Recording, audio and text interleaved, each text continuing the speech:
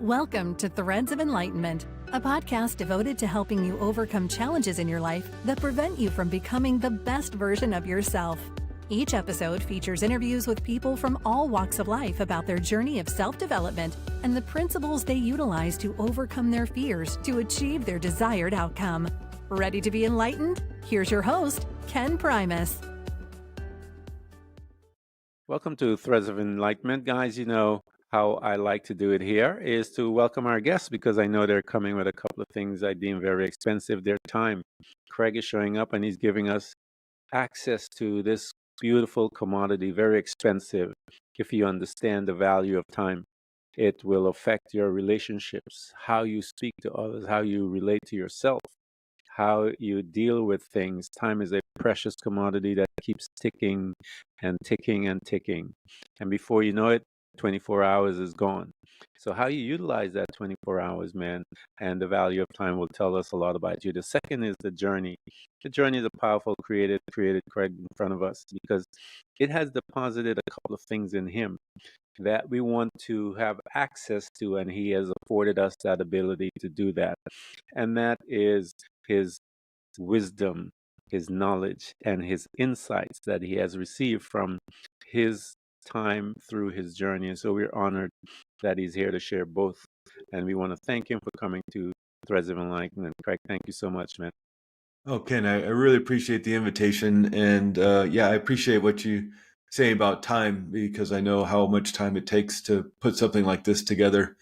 It's not just showing up a minute before an interview, talking, and then you're done. I know it takes hours and hours of preparation and then post work to get this up. So I appreciate your time too in doing this. Thank you so much, man. I really, really am glad that you're here because I feel that anytime someone shows up at this desk to have a conversation, there was a demand placed. I don't believe that any and every meeting is just happenstance. I believe it is purposeful. And so, for you who are listening, those that are listening, I welcome you to the podcast.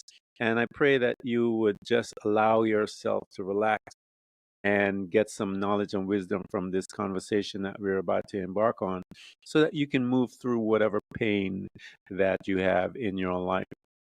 Craig, one of the very first questions that I ask anyone that comes here is, how do you serve mankind? Because it's loaded in many ways, but I wanted to pose that to you because I tell people I'm from corporate America, and they talk about our 30-second elevator pitch. Another thing that they tell us is that mission statement, if you will, that guides us, the compass. And so I wanted to ask that question to you as to how do you serve mankind? Yeah, that's actually a great question that I don't think I've ever really thought about before.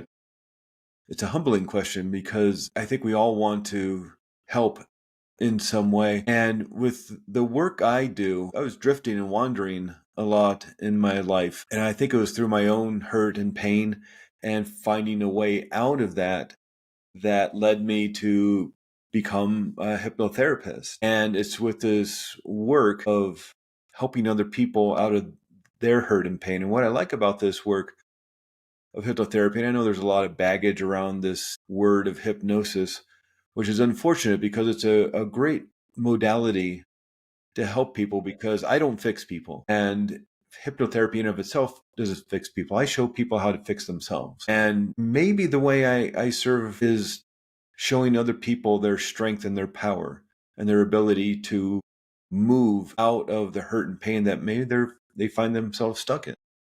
Yeah. Hypnotherapy, guys, is a tool just like meditation, just like journaling, just like any other thing that can help you move through your pain. Because of lack of understanding as to what it is and other things that people have attached it to, you can miss the value that it would bring to your life. So stay open, stay curious. You never know that it may hold the key to your freedom. One of the things that we do here is to go back into that time machine that we are afforded access by the memory. And we revisit certain spaces that we live as we are becoming that adult individual, as they say, coming and live on our own.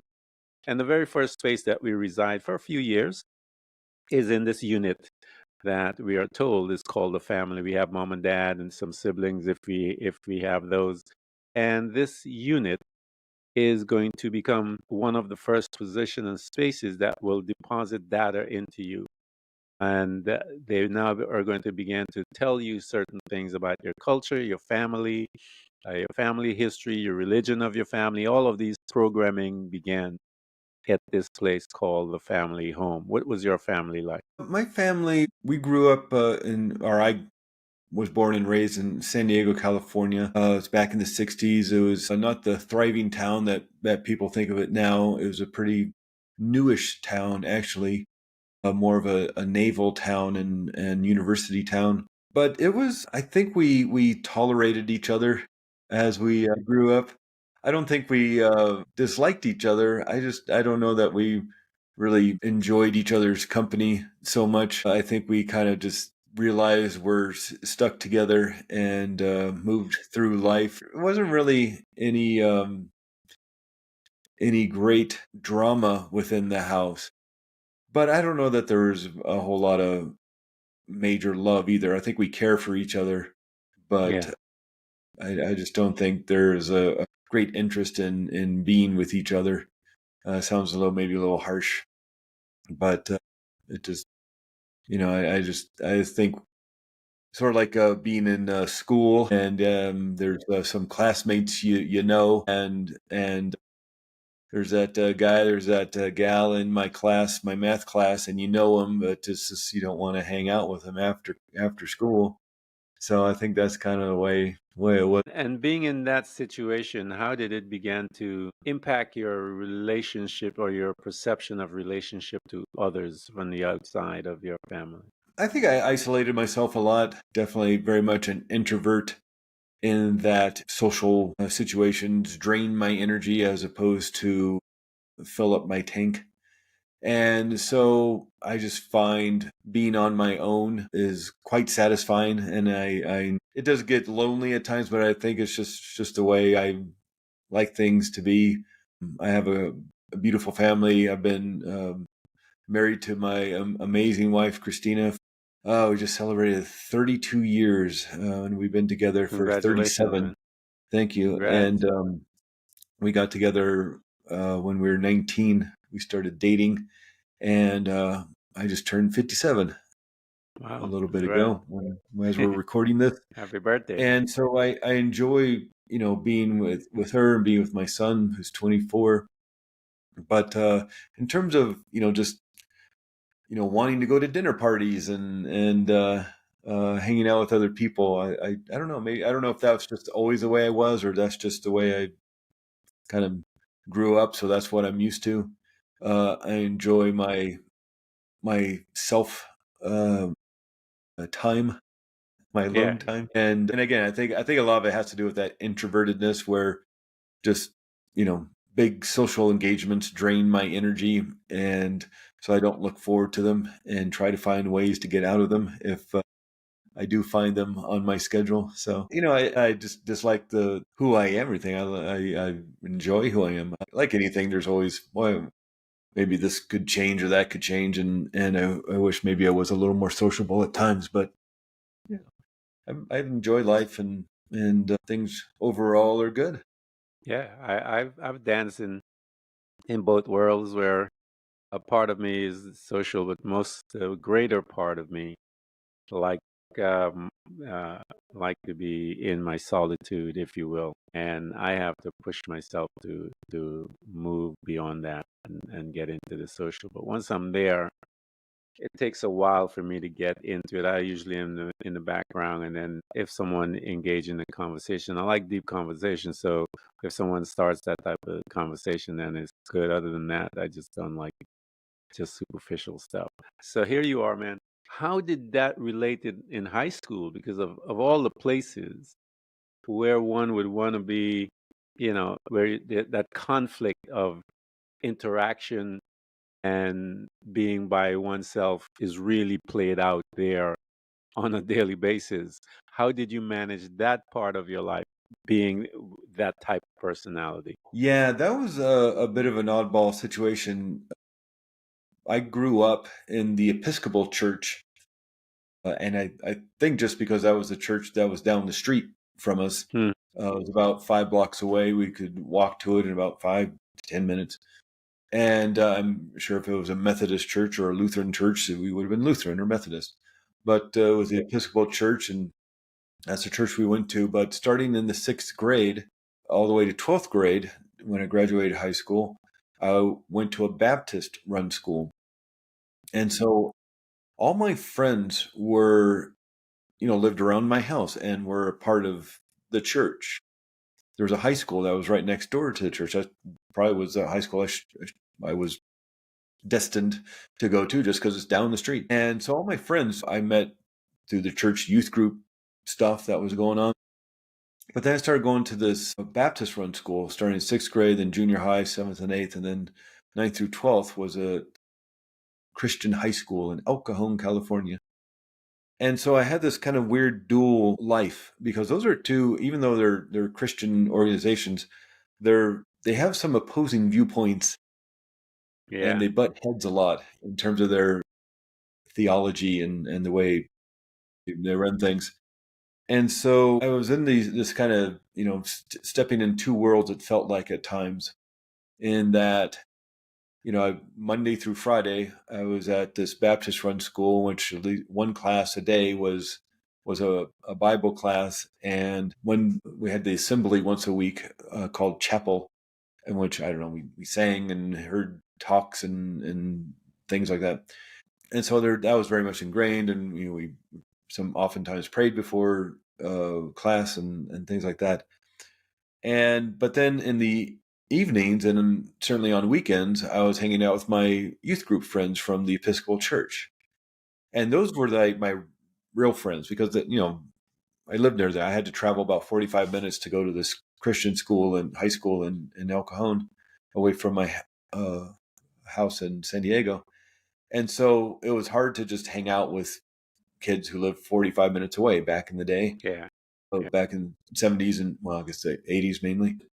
So all my friends lived close to me, but they went to the church. So I had this kind of dual life, it felt like. But the big issue around that then was my friends were a year older than me. I was a junior in high school, they were senior in high school. And so they all graduated and then kind of dispersed Hmm. as people do when they graduate high school and go off to college or jobs or move away. And so then I kind of found myself without that foundational friendships. And during my last year in school, and so I again drifted a bit, wandered a bit.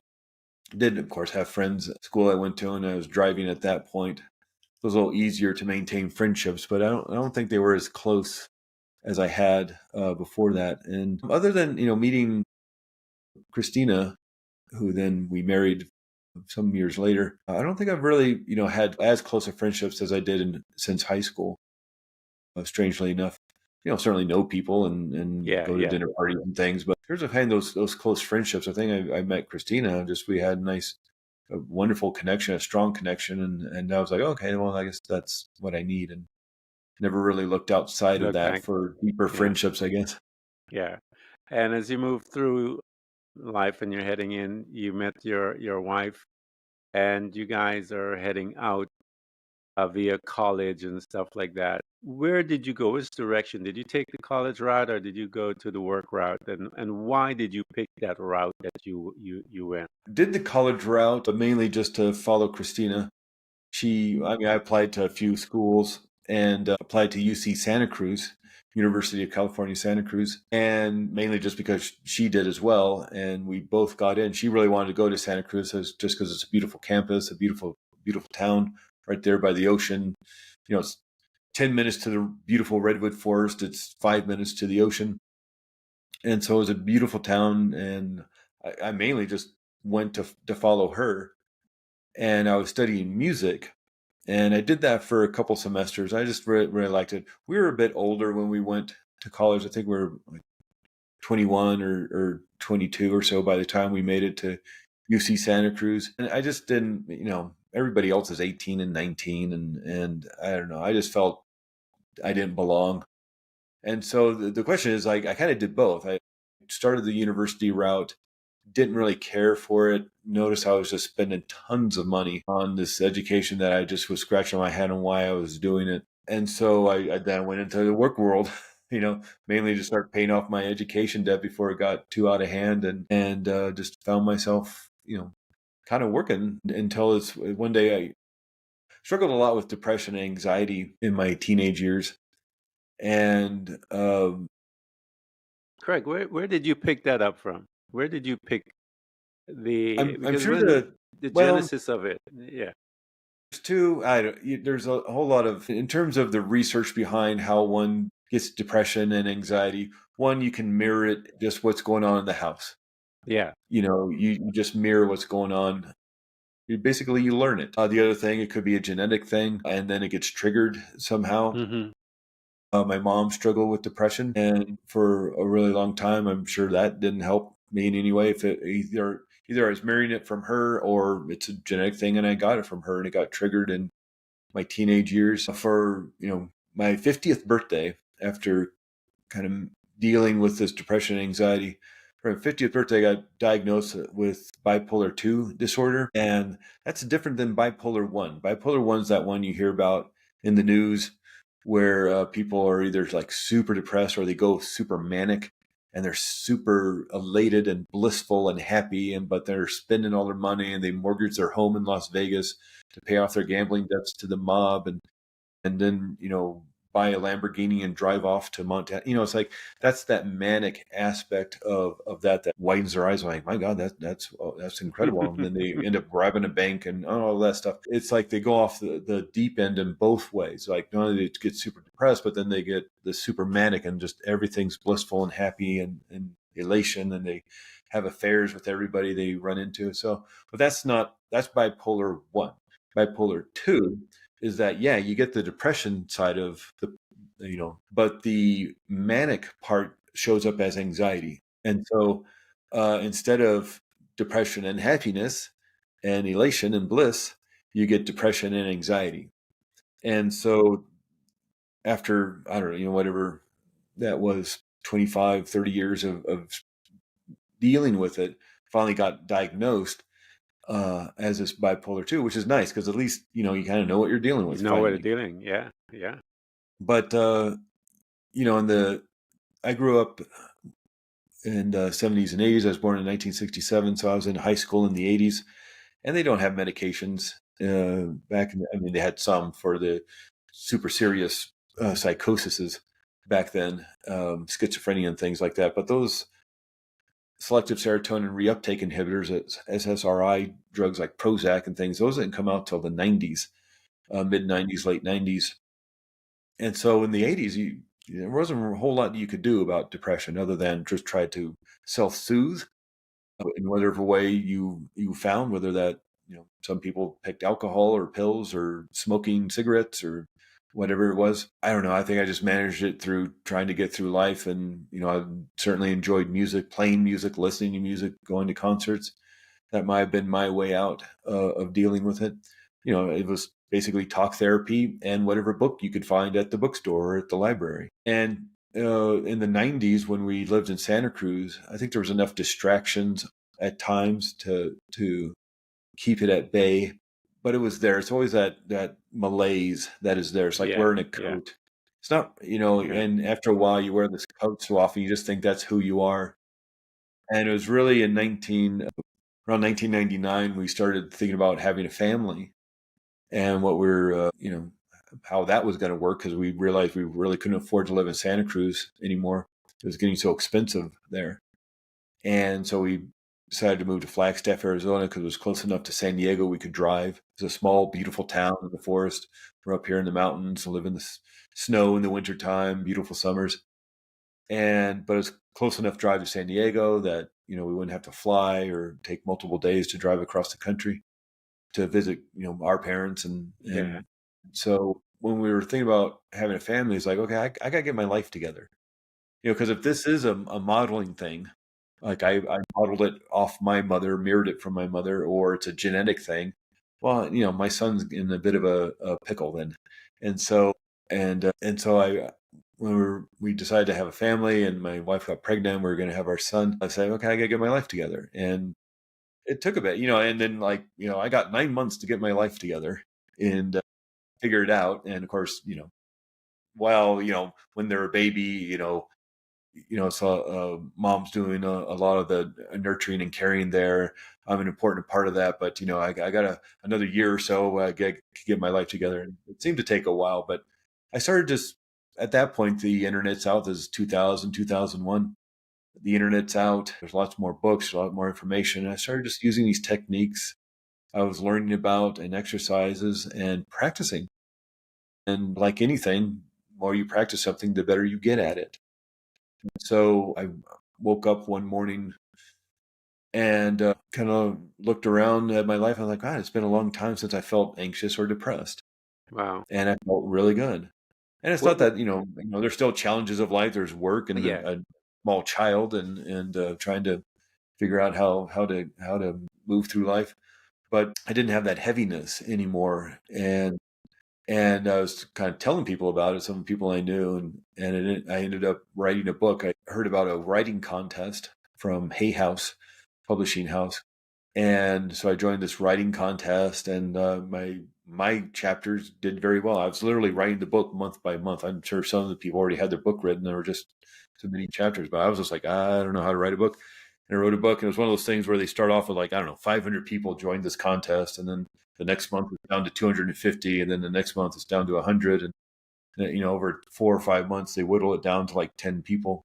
And according to the person I was talking with who was running the contest, I came in a close second with my book on depression called Depression 180, and which was very thrilling to have even made it that far.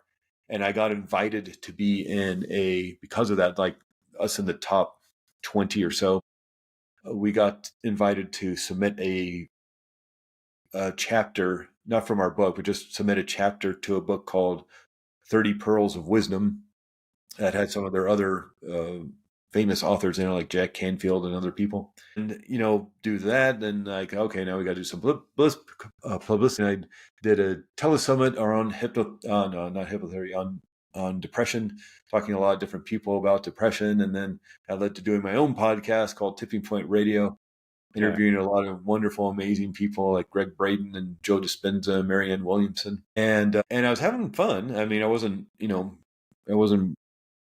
filling up the bank account with any of this, but I was having fun and I was enjoying what I was doing. And then I had the opportunity because what really fascinated me and one of the things that really helped me was this hypnotherapy. And it was always in the back of my mind. I was like, God, that's something I'd really like to do, help people in that way, because it helped me so much. And that was one of the tools I used to help me with my issues.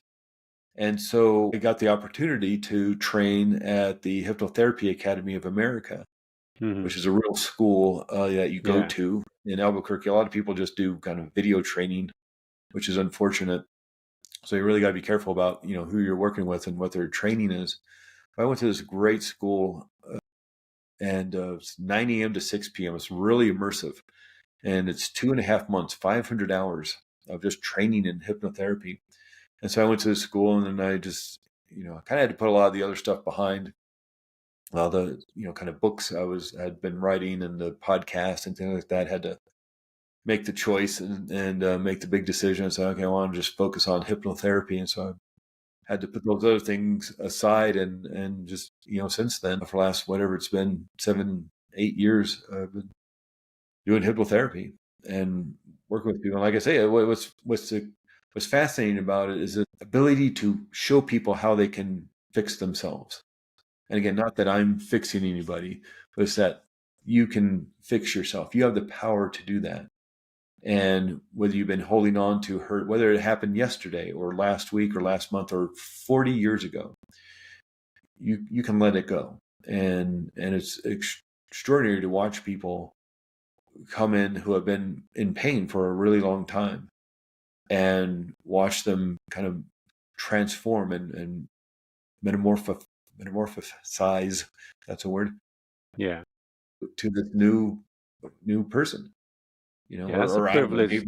maybe they're not a new person. Maybe they're just taking off the heavy overcoat, that they've been wearing and that they think was actually them. It's like, no, just drop the coat and be Yeah, done with that's it. a privileged position to be in, though, correct? But what a story you just laid out to us. Here's this guy that made a decision based on the fact that his family is coming in and expanding, that he needs to get some help, and opened up a whole world from you doing that, able to write a book, able to start a podcast, meet some extraordinary people and stuff like that, all because you made a decision like, I need to get my life together and find out this situation about this depression.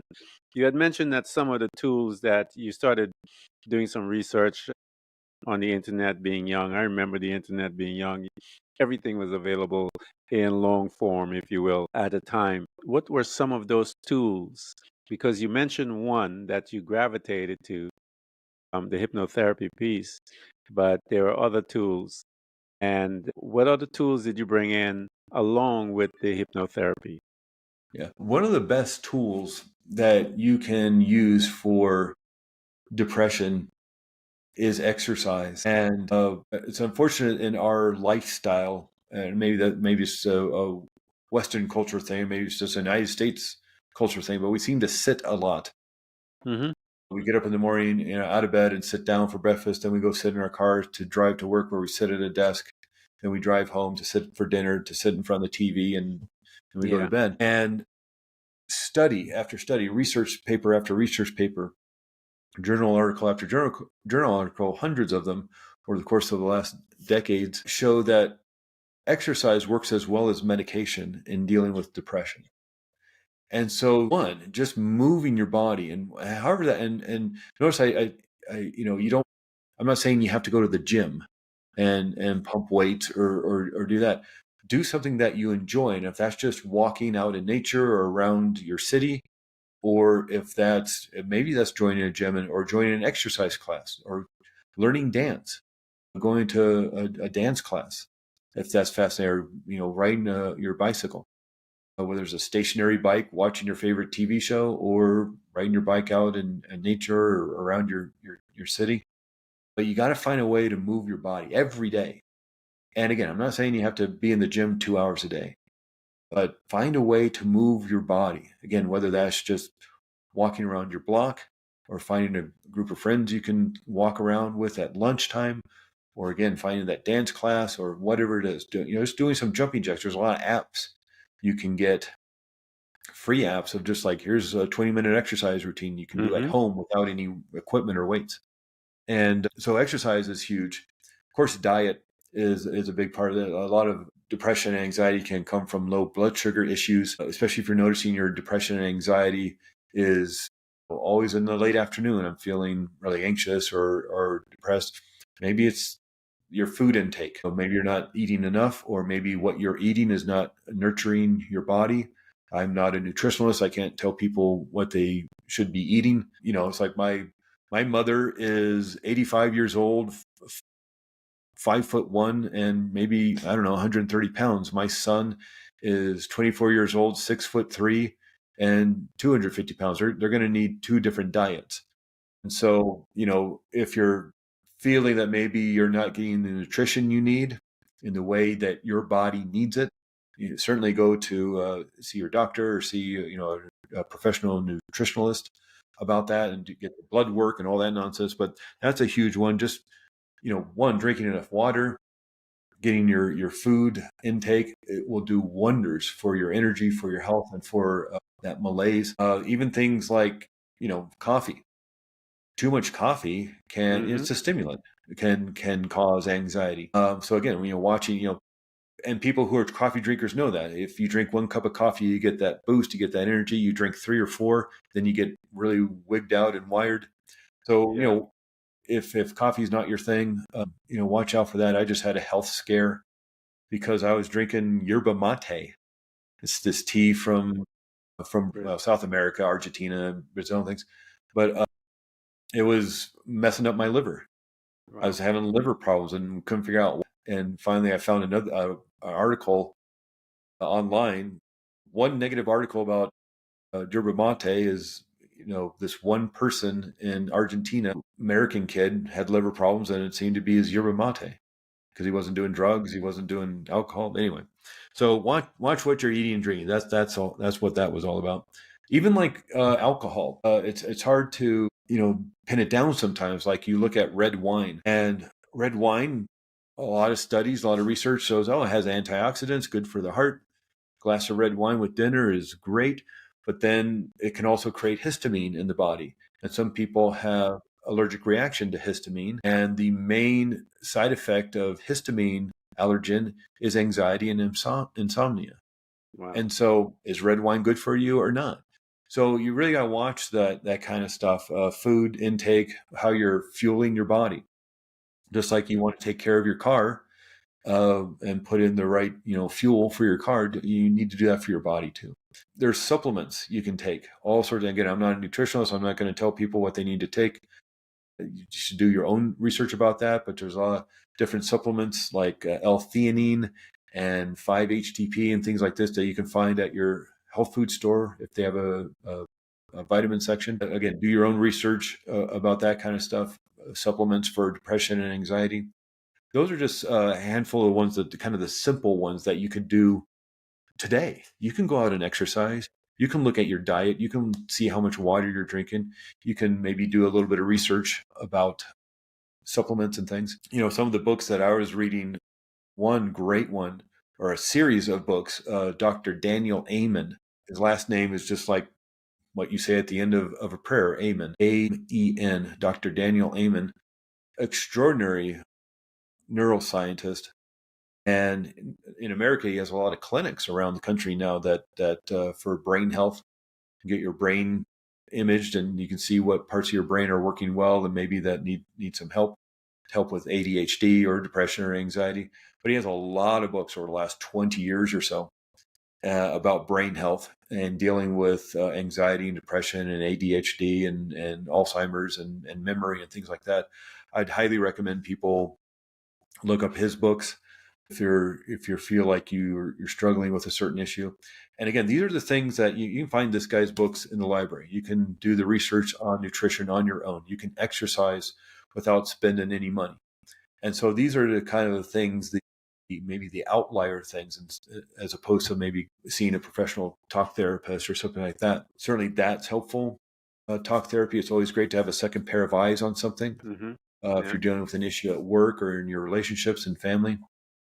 But again, one thing that really helped me deal with a lot of the hurt and pain I was struggling with was hypnotherapy and finding Craig, talk about that relief within myself. Talk about that, because that's important. That's the one that you gravitated to. And when one gravitates to that, whatever modality you want to go after, whatever tool you want to go to, once you gravitate to, because there's something about it for you that is pulling you that route. What was it that was for you that you saw in it that said, this is the route that I wanted to go? I was attracted to it because so many books and so many articles mentioned it. And so I was reading a lot of self-help books. I was reading a lot of personal development books, a lot of Tony Robbins, whatever I could get my hands on at the library or the bookstore. Voracious in my reading of that stuff. And usually at the end of the book or somewhere in the book, they say, here are the 5 things you can do to change your mindset or to change your life, or the 10 things you can do. And whether it was an article in a magazine or an article, a blog post online, or a book I was reading, it always had that bullet point list or that top 5 list. And usually everything was different except one thing. They always mentioned hypnotherapy. That was always one of the things that everybody across the board, no matter who it was always mentioning.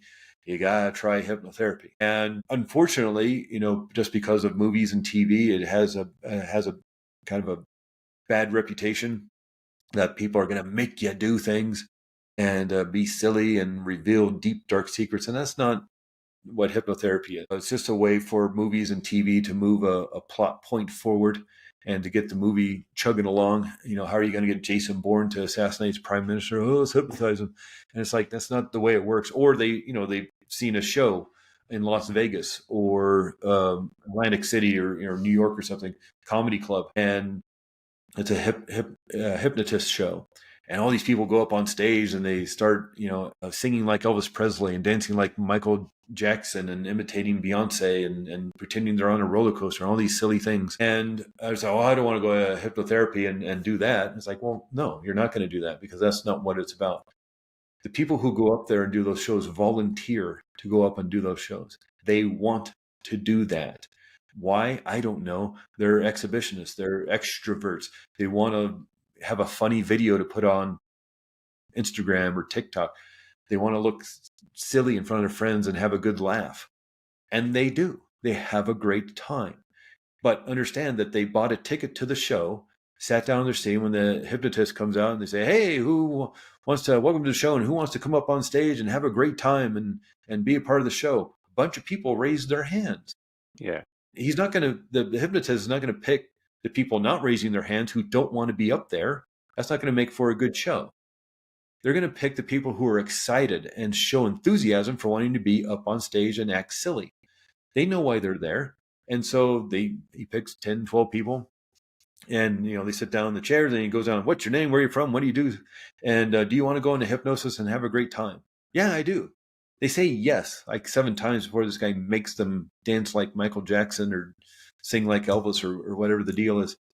And so it goes to figure, though, if you want to go up on stage and act silly, and you do, what are the chances, if you want to heal, that you're going to heal?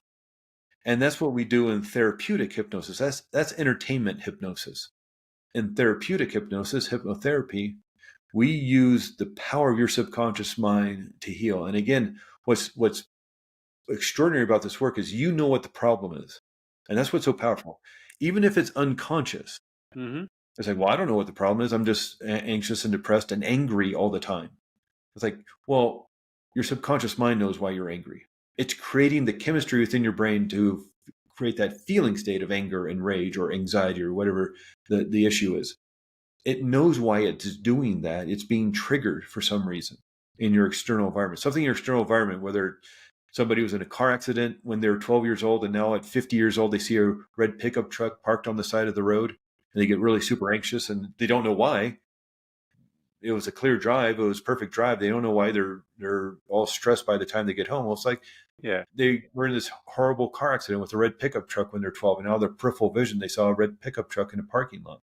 Or, you're at work and there's an argument in the office next door about some accounting problem, and that triggers you because your parents argued when you're a child, and hearing those raised voices and those angry voices triggers you to feeling, you don't know why. I don't know why I'm so anxious today.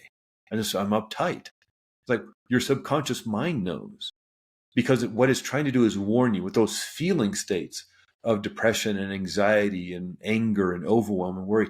It's trying to warn you that there's danger. Someone pulls the fire alarm in a building, the sirens go off, the strobe lights go off, warning everybody that there's danger and you need to get to safety right now. Your warning system in your body is the feeling states. And to get that feeling state of anger, the feeling state of anxiety, you have to change the brain chemistry. You have to start creating the hormones of adrenaline and cortisol, these molecules called neuropeptides.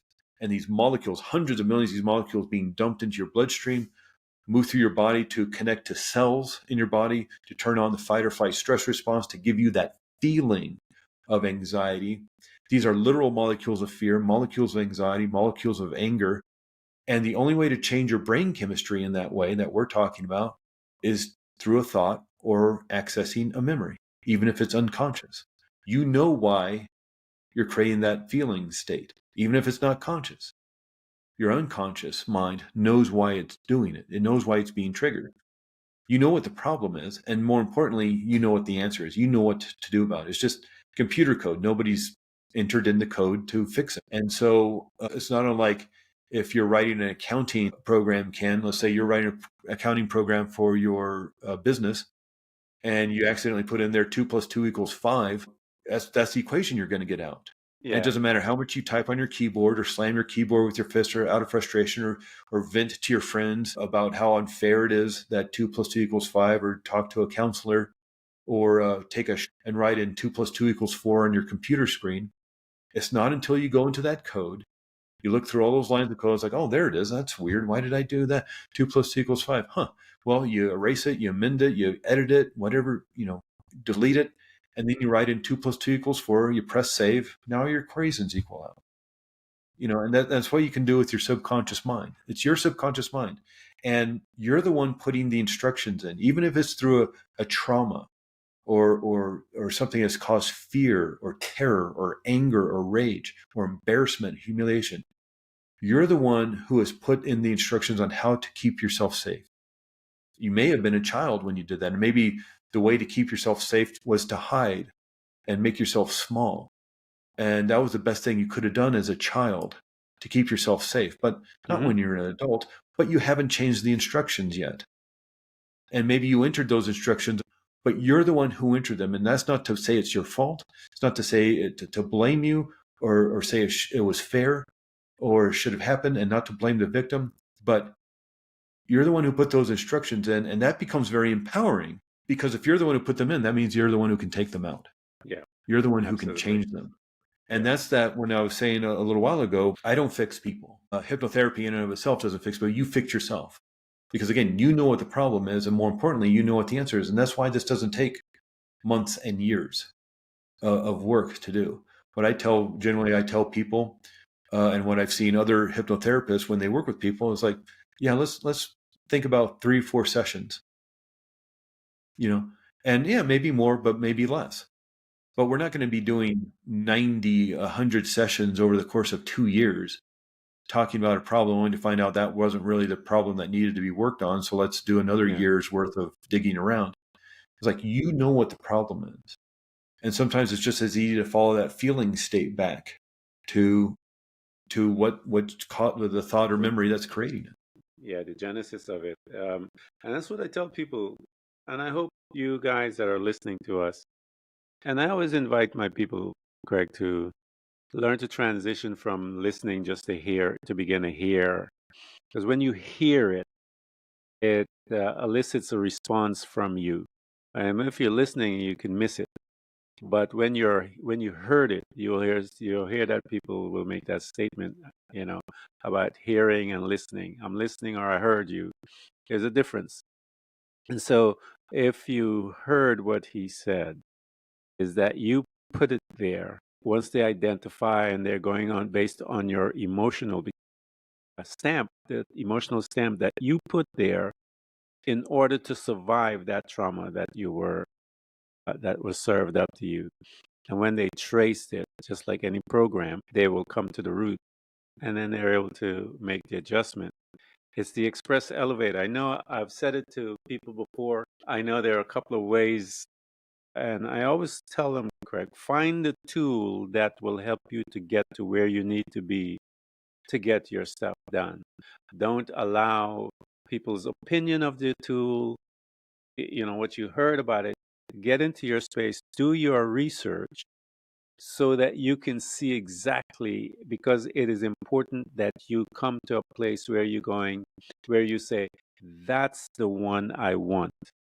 When you do that, you have then released certain chemicals within your brain that when you sit down before Craig, you're not going to resist. You're going to, because why? You said, that's the one I want. Just like the one on the stage with the entertainment hypnosis. He or she asked this individual several times, is this what you want? Because they're engaging that will. And when they engage that will, then it's easy for them to do what they want. But Craig is talking about a different type of therapist, hypnosis, and that's a very specific, the clinical piece, the part that is there to address that situation. It works, guys. I know it works. I've seen it work before, and I invite you guys to.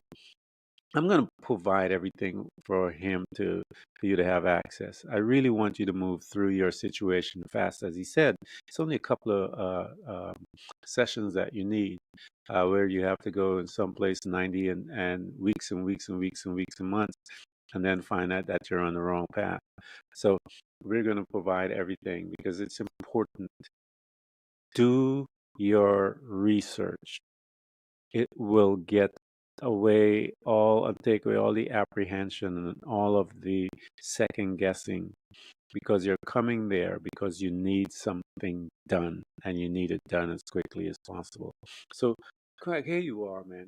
You are in this space that you get a chance to witness that. And it is a beautiful transition as you get to see when you are there with someone who's in pain, comes in pain, and they're leaving maybe after the first or second episode that they're there with you, free as a bird, man, as they say, a free bird. Now that you've seen this transition, you've seen the results, talk to us, give us an example for those that are still there listening to us as to one of those precious moments when an individual came in. What was their condition?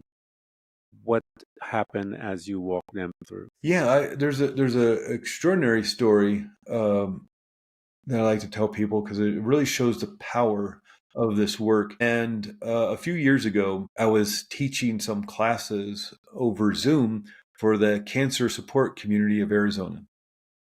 And these were online classes, video classes over Zoom. And, over the course of a few months, we were doing classes on pain control and healing acceleration and immune system boosting, that kind of thing. And you get 12, 15 people at these classes once a week. And there, when we started, there was a older woman in the class. I'm guessing she was about 70 years old. And she was at the first two classes. And on the third class, I'm setting up I'm early to the class because I'm setting up the Zoom room and getting everything organized. And she was early to the class. And so we're just chit-chatting, waiting for other people to show up and start class. And she asked me if hypnotherapy can help with procrastination. And yeah, procrastination is a mindset issue. It's a defense mechanism. Certainly when there's a safety issue, you're in danger. You want to move away from something. If there's fire, there's a rattlesnake in the trail. If you're out in the desert, if there's a fight in the street or cafe or restaurant or something, you want to move away from, make yourself smaller. That's a great defense mechanism. But when it becomes unresourceful, now you're moving away from something that maybe is beneficial to you. Your fear of failure, fear of being judged, something is causing you to move away from something that maybe will get you that promotion or get you that good grade in school because you finished the report and turned it in, whatever. So procrastination can be helped with hypnotherapy. And so we set up an appointment for the very next day. I had an afternoon appointment. We're going to do this over Zoom. I do probably, since the COVID era, I probably do 85% of my sessions are over Zoom. I work with people around the world. I mean, look at this. I'm in Flagstaff, Arizona. You're in Thailand. We can work around the world. And so the 24 hours later, she shows up for the appointment. What's interesting about this work is when you realize that you're going to a healing session, you're going to start this work. The brain starts kind of turning its gears, and your mind starts saying, well, we can work on a problem, but why not work on the problem? And so when she got to the session the very next day, 24 hours later, she says, I know I told you I wanted to work on procrastination, but what I really want to work on is why I don't matter in life. Now, this is a 70-year-old woman who thinks she doesn't matter in life. And so I said, sure, let's absolutely work on that. And there's a feeling state to that. Well, I was just saying, there's a feeling state to that that's created by a thought or an emotion, changing the brain chemistry to create that feeling. So there's a tether, there's a connection. So let's follow that feeling state back. So we're doing some work, some processes, relaxing the mind, the body. And we get to a point where let's do this regression. Let's find out what the original issue is and heal it. And so I do this countdown, 10 down to 1. On 1, you'll be at that where you created this feeling of not mattering in life. And so 10 down to 1. On 1, where are you? And she says, I'm standing up in my crib and my father's screaming at me because I won't stop crying. Now, if this is a 70-year-old woman, I'm figuring that's maybe late 1950s, early 1960s, something like that.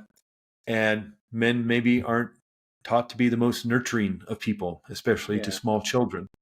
And maybe dad's having a bad day, a bad week, a bad life. Mom's out of the house and the baby won't stop crying and he doesn't know what to do. And he finally reaches his breaking point. And the only thing he can figure out to do is to scream louder than the baby and tell the baby to shut up. And in that moment, the child, just like all of us, we have to justify why this is happening. We have to come up with some sort of reasoning behind what is going on, this trauma that is happening. And her mind, in that 1-year-old or 12-month-old, 14-month-old mind of hers, she thinks, well, the only reason this person who's supposed to be nurturing me and loving towards me and protecting me, the only reason this person is screaming at me and yelling at me is because I don't matter in life. It doesn't matter if it was true or not true. That's the instructions she put in her subconscious mind. That's the coat she decided to wear. And she held on to that for 70 years. It doesn't matter that it wasn't true. Of course she matters in life. You would never tell a small child they don't matter in life. Of course they matter in life. But that's the reasoning, the only reasoning she could come up with to justify what was happening. Well, I guess I just don't matter. If this person who's supposed to protect me and nurture me is screaming at me, I guess I don't matter. And she held on to that for some 70 years until one day she decided it was time to let it go. And she did. She let it go. And that was the last session we did together. And she would email me for about a year or so afterwards, every few months or so. I'm doing great. I'm doing fabulous. It's so amazing, this work. And she did basically two or three group sessions that had nothing to do with the issue she needed to work on, pain control, healing acceleration, through this cancer support community class. And then she did one session on the issue she needed that she needed to work on. She had kind of primed her nervous system with the classes, learned to move into that relaxed state of mind and body, to quiet down that conscious level of mind and access the subconscious. She knew what the problem was. And more importantly, she knew what the answer was. She knew what to do to heal the child. And she did. I helped facilitate that, but she was the one doing the work. Because again, how long was it going to take in talk therapy for her to get all the way back to being 12 months old, 14 months old, standing up in the crib? Yeah. And so she did it basically within a session or two, And that's the power of this work. Again, this doesn't take 80, 90, 100 sessions over 2 years. Unfortunately, because of a lot of the baggage the word hypnosis comes with, people use it as a last resort. They try everything else. And then it's like, well, the only thing left to try is hypnotherapy. I guess I'll try that. And we do some deep healing work when they show up. It's pretty powerful stuff. Yeah. Greg, thank you so much for sharing that. And all of you guys that heard that, you may be in your last stage, you may be desperate. That's okay. Just come. You may be, this is it. If you don't do this, you're going to do that. Just come, man. We're going to provide all of the links for you guys to get to him. I had him tell that story because I wanted you guys to see that this is life-changing work. If you want to change your life and do it in a fashion that is not going to take you a pretty long time, you have access to Craig. I'm going to give you all of his data and all of his stuff, man. So, Craig, I want to thank you so much for coming to Threads of Enlightenment. This has been a pretty good one, man. Yeah, well, Ken, I appreciate the invitation. It's been a fun conversation. Been doing a lot of podcasts over the last few months, talking about this work, and this has been one of the funnest conversations I've had. I appreciate all your questions, and they're pretty deep questions, and I appreciate you asking them. Thank you so much, man. Yeah. Thanks for tuning in to Threads of Enlightenment with Ken Primus. Hopefully you're now feeling more empowered to overcome the challenges in your life, whatever they may be. Share that inspiration with others by telling them about this podcast, rating it, and of course, remember to subscribe so you don't miss a single episode. For more connection, you can find us on Facebook and Instagram by searching for Threads of Enlightenment. Until next time, stay enlightened.